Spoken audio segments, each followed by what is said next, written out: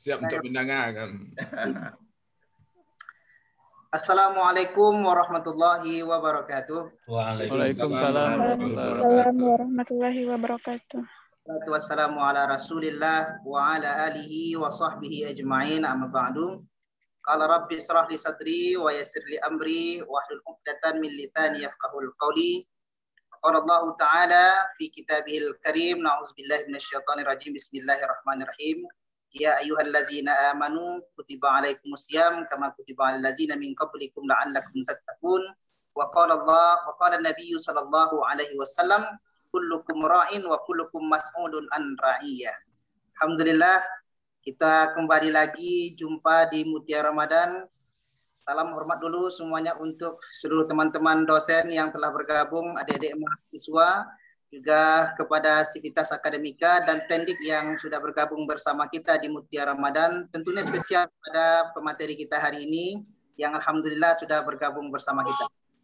Insya Allah untuk 30 menit ke depan kita akan berbicara tentang masalah materi kita yang kita tunggu-tunggu tentunya, dengan orang yang juga tidak kalah luar biasanya dari pemateri-pemateri kita sebelumnya, yaitu Bapak Profesor Dr.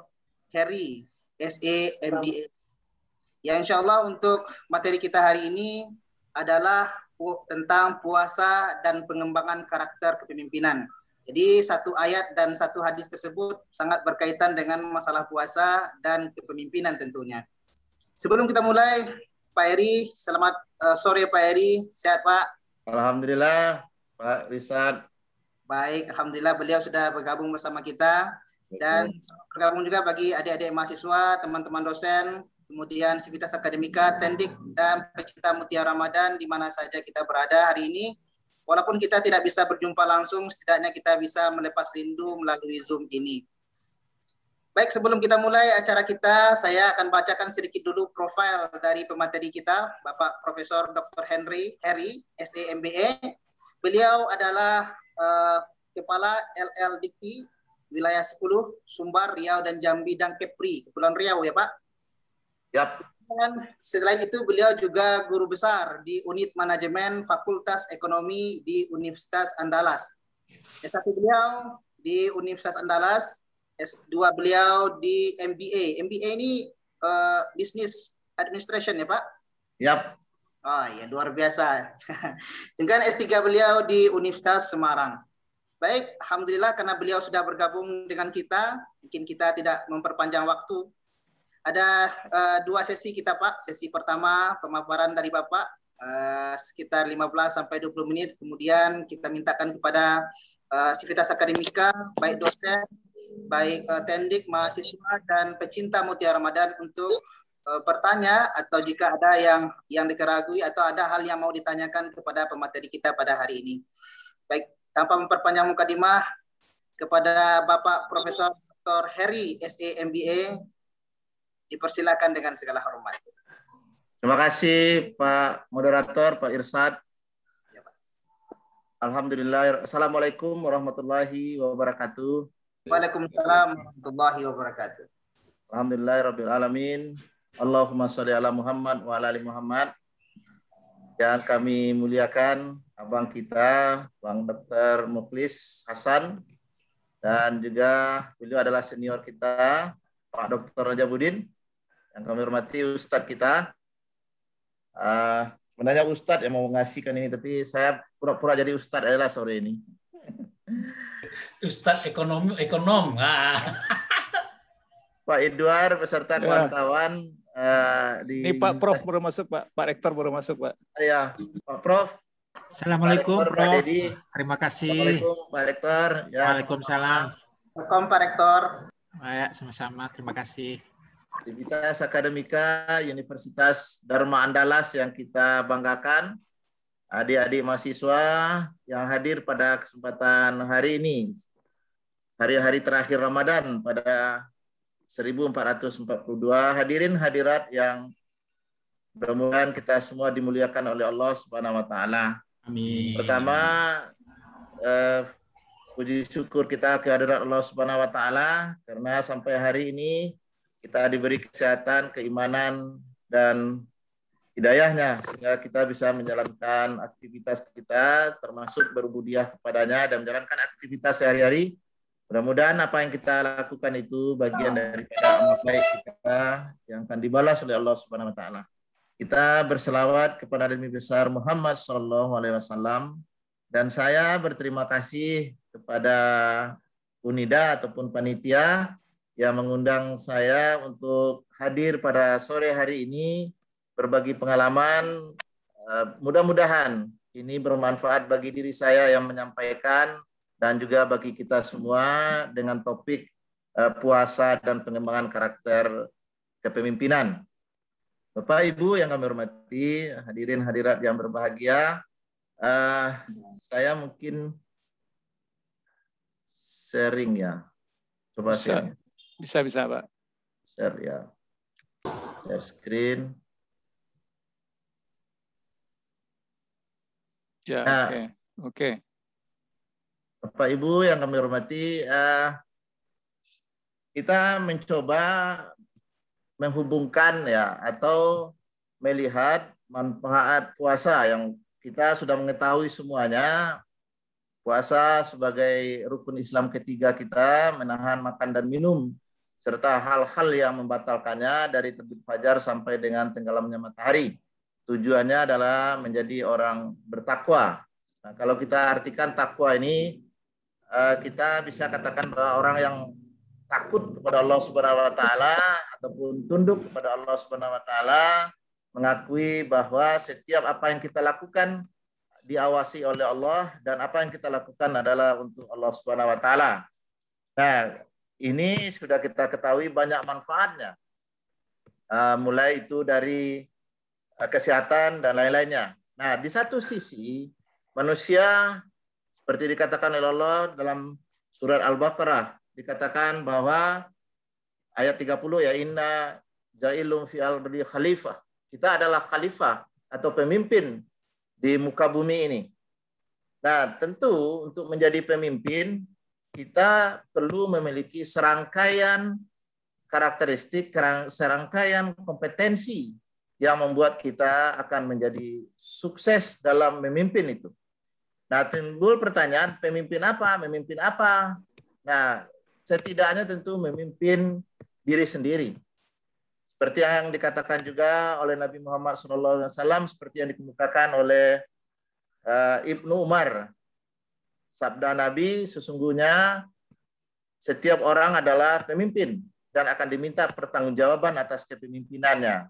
Ya, setidaknya kita adalah pemimpin. Menghalu ya kamu ya?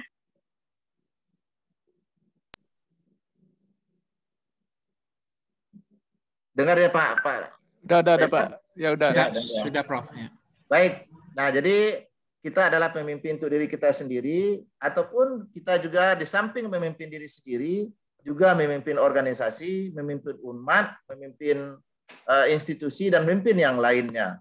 Nah, untuk itu kita melihat sebagai pemimpin di muka bumi atau pemimpin yang lainnya, Allah tentu menyiapkan segala sesuatunya, menyiapkan instrumen-instrumen bagi kita untuk bisa menjadi pemimpin yang sukses itu.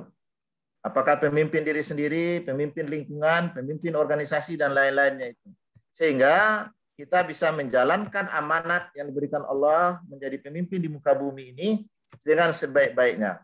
Nah, kita lihat pertama, untuk bisa menjadi pemimpin itu secara konseptual bisa kita lihat tentu pemimpin itu adalah orang yang sehat. Sehat lahir dan batin. Sehat fisik dan sehat juga jiwanya tentu. Nah, dengan kesehatan inilah kita bisa memimpin. Niscaya ataupun kita tidak akan bisa memimpin kalau badan sakit. Memimpin orang lain apalagi kalau dalam kondisi tidak fit, tidak sehat. Nah, ini satu hal yang utama dalam kepemimpinan menurut saya.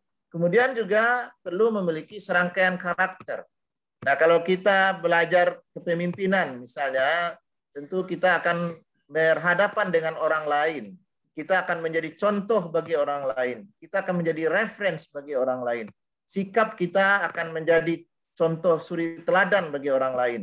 Karena kalau kita belajar kepemimpinan, kuncinya adalah mempengaruhi. Pemimpinan itu influence. Jadi kalau kita peras kata kepemimpinan leadership itu akan keluar kata influence, mempengaruhi.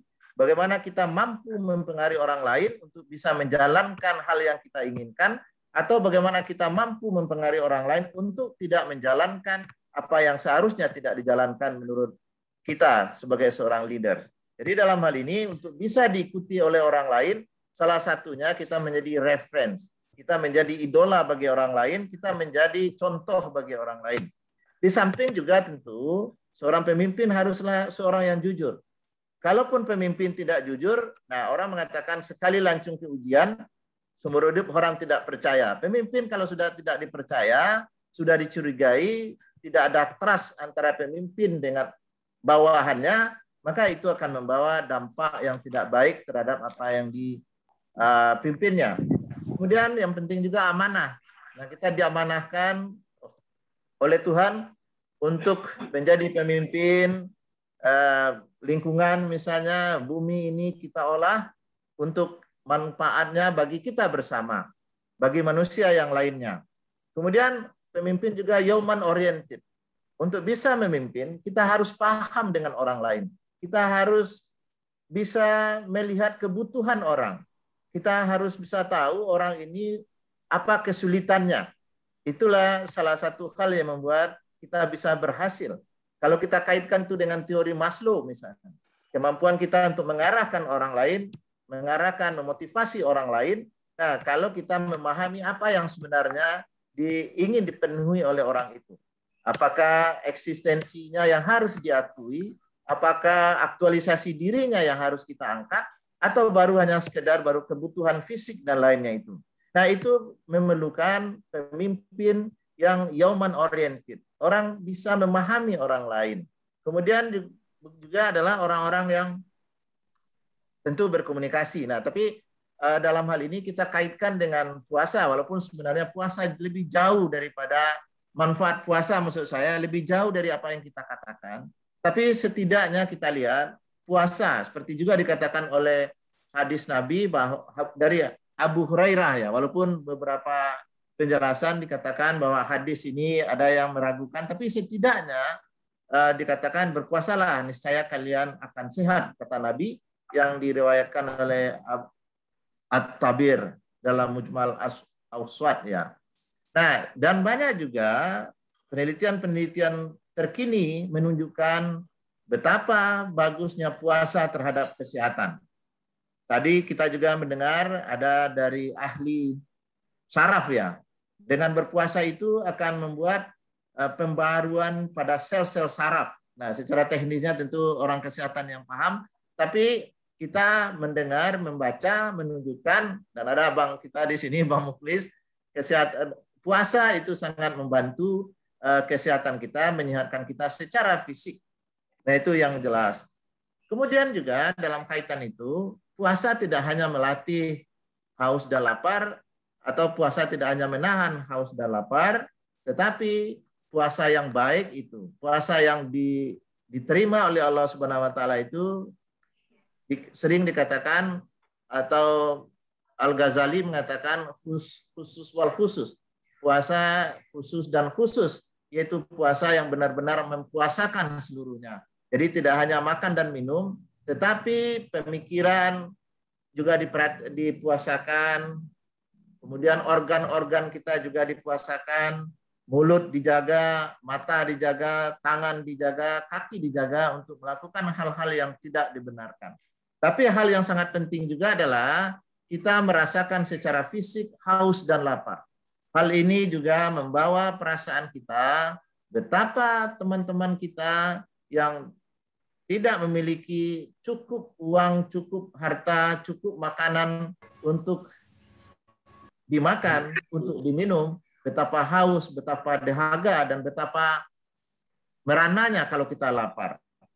Jadi dengan praktek puasa ataupun dengan menjalani puasa, maka perasaan itu bisa kita rasakan, ataupun perasaan teman-teman tadi, betapa pedihnya, betapa sakitnya, tidak makan itu kita bisa rasakan. Nah, itu akan menimbulkan empathy. Itu akan menimbulkan mental yang baik ataupun menimbulkan kita sensitif terhadap orang lain, kita peduli terhadap sesama, dan yang penting juga adalah pendidikan kejujuran dan disiplin dalam puasa. Jujur, sebelum buka, sebelum waktunya kita tidak akan berbuka. Dan kalau waktu imsak sudah masuk, kita membatalkan, kita membuang bahkan makanan yang ada dalam mulut kita. Karena itu sudah di luar waktu yang dibenarkan. Padahal kalau itu kita telan saja, itu tidak ada yang tahu. Pak Edward tidak tahu, Pak Dedi tidak tahu bahwa saya sudah melewati waktu itu. Tetapi karena kita dididik untuk disiplin, mentaati Allah Subhanahu wa taala melalui proses menjaga waktu ini, kita jaga, kita benar-benar ketat dengan waktu. Kemudian daripada itu adalah jujur.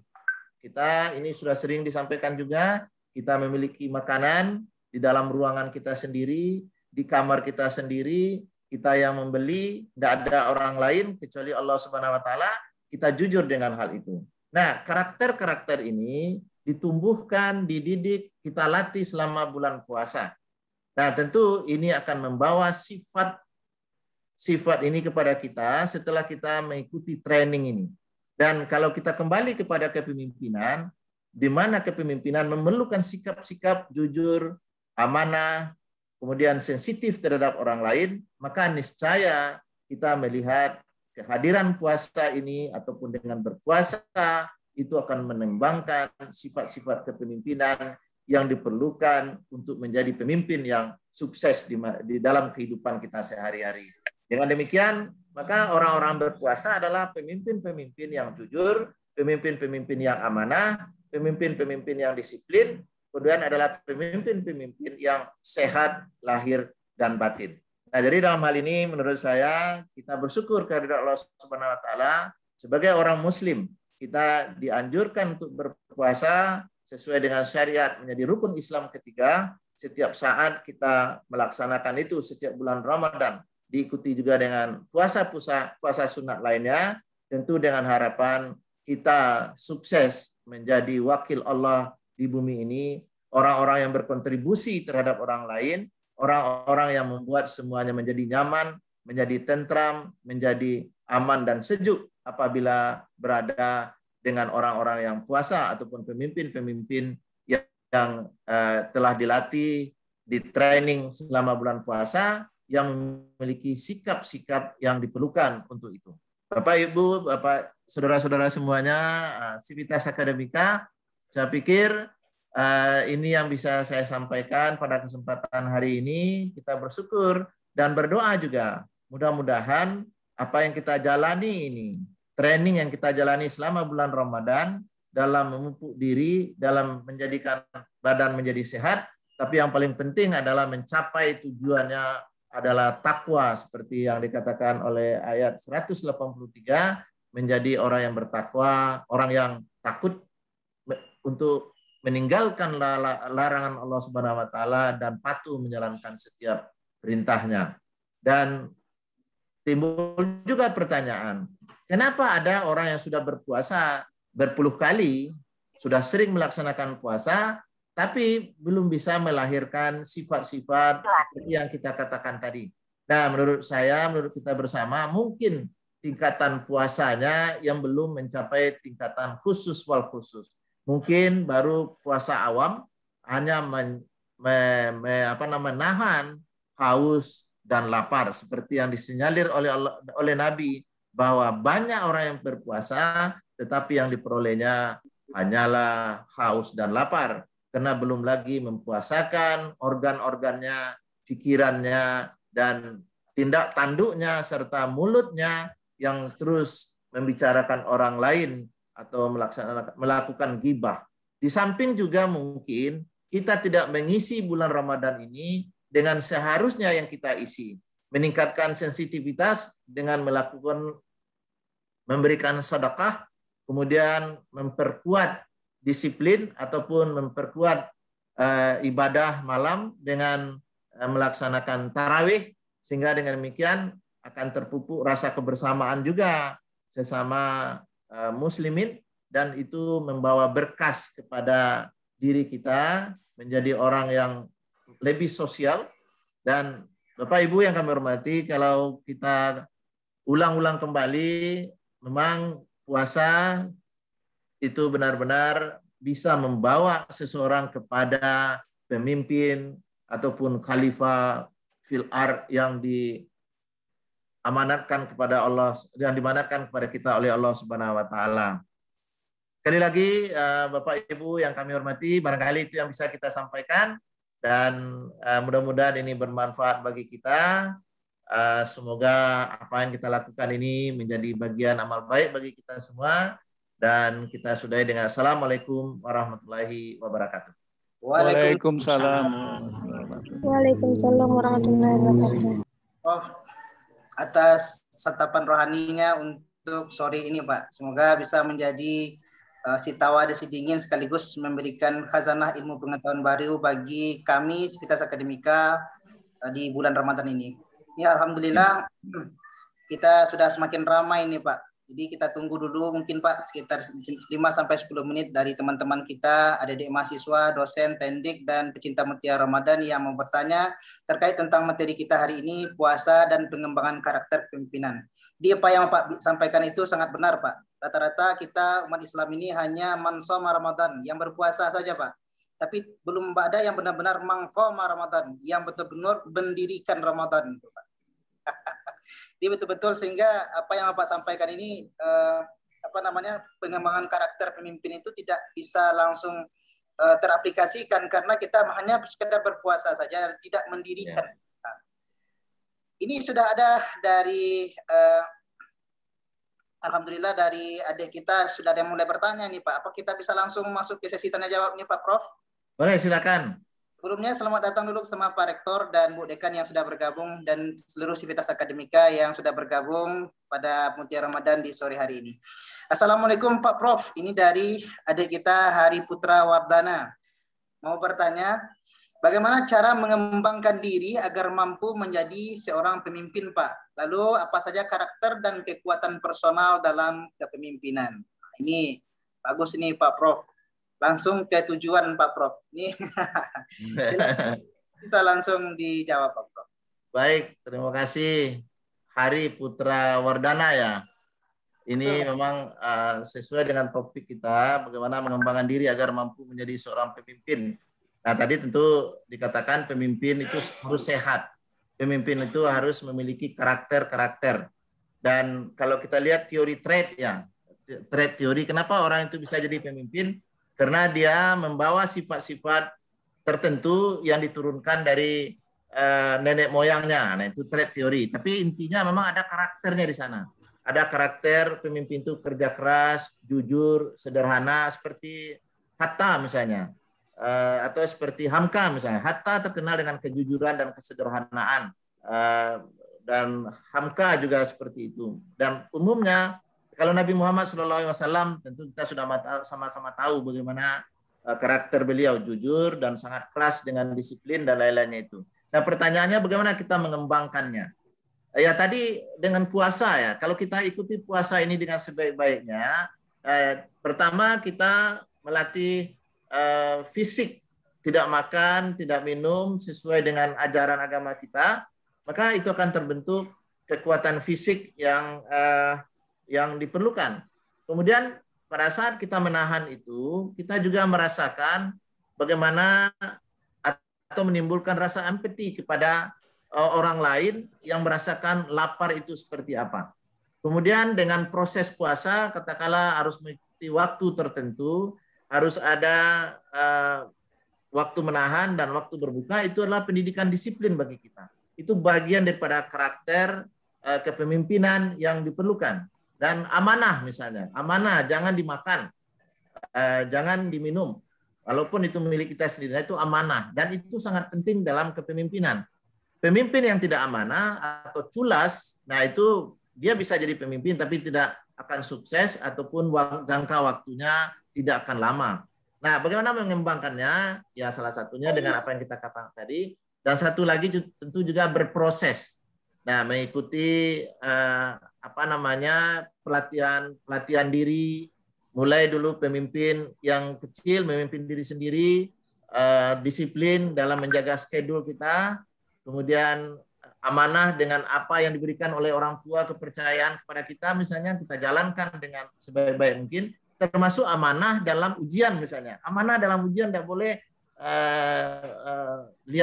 lihat catatan misalnya. Nah, tapi kita lihat catatan, nah itu tidak akan lahir pemimpin yang baik seperti yang kita inginkan.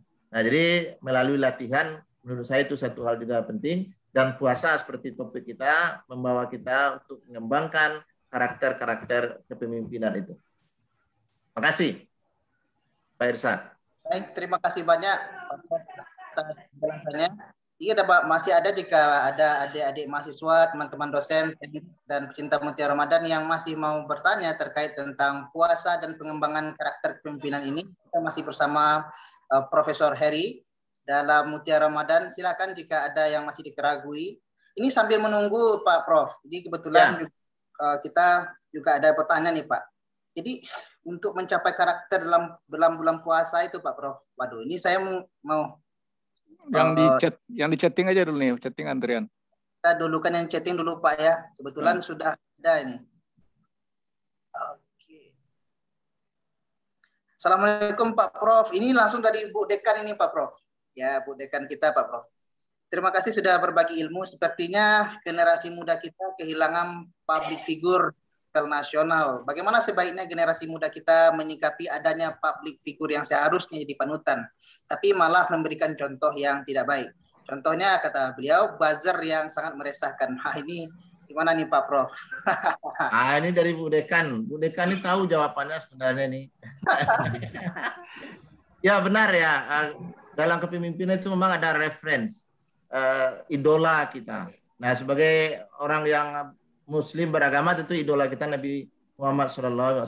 Tapi dalam konteks negara, dalam kehidupan sehari-hari tentu ada juga. Nah, menurut saya bagi generasi muda juga penting ini. Perlu ada idola itu yang memberi arah kepada pengembangan diri kita.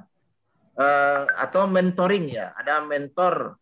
Nah, tapi menurut saya masih ada tokoh nasional kita yang memiliki komitmen dan integritas. Mungkin belum kita kenal bersama, tetapi tetap ada Ibu As, pasti ada itu.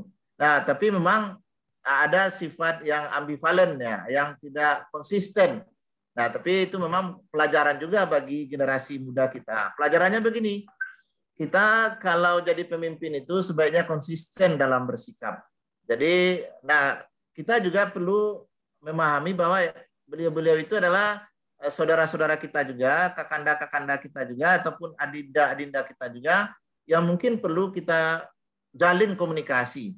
Kadang-kadang orang itu hanyut sendiri saja, tidak dikawal bersama-sama. Jadi mungkin perlu ada komunikasi di antara kita bersama. Saya pikir pertemuan seperti ini juga penting untuk saling mengingatkan, untuk saling menjalin keterikatan bersama, sehingga kita saling menjaga.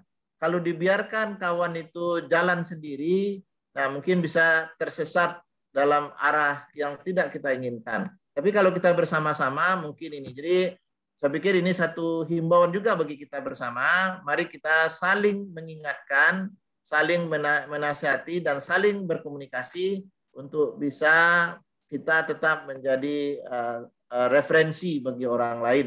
Dan mudah-mudahan ya akan tumbuh pemimpin-pemimpin ataupun figur-figur yang bisa menjadi contoh kita, menjadi contoh bagi generasi muda kita. Terima kasih, Pak. Baik, terima kasih banyak Pak Prof. Ini ada satu lagi Pak Prof dari adik kita, mahasiswa kita, Aryaan Ragunawan Pak Prof. Ini kebetulan agak mirip dengan pertanyaan yang akan saya ajukan sama Prof sebenarnya ini. Bagaimana cara menanamkan sikap kemanusiaan manusia dalam jiwa seorang pemimpin itu Prof. Nah ini ini unik. Nah, jadi ini cerita kita waktu Nabi Musa ya. Nabi Musa bertanya kepada Allah Subhanahu Wa Taala, ya Allah, saya sudah sholat. Di antara ibadah saya mana yang Engkau sukai? Saya sudah sholat. Kemudian dijawab oleh Allah Subhanahu Wa Taala, itu untuk kamu, karena sholat itu akan menghindarkan dari perbuatan keji dan mungkar. Saya sudah berpuasa. Puasa adalah juga untuk kamu. Lantas apa ibadah yang paling engkau suka ya Allah? Allah menjawab adalah mengembirakan orang lain. Nah, jadi itu yang paling baik ibadah kita, yaitu menyenangkan orang lain. Nah, dalam kepemimpinan itu juga satu hal yang sangat penting. Kita bisa memahami orang lain dan memberi kebutuhan orang lain itu, memenuhi kebutuhan orang lain menurut saya. Nah, kemudian ini tidak bisa tiba-tiba saja lahirnya. Ini melalui sebuah proses. Nah, kalau tadi kita katakan puasa salah satu hal yang bisa membuat itu, kita benar-benar menghayati bagaimana merananya atau bagaimana sakitnya ataupun bagaimana susahnya perasaan kalau kita hendak makan, dan itulah yang dirasakan oleh saudara-saudara kita. Maka itu akan menimbulkan empati.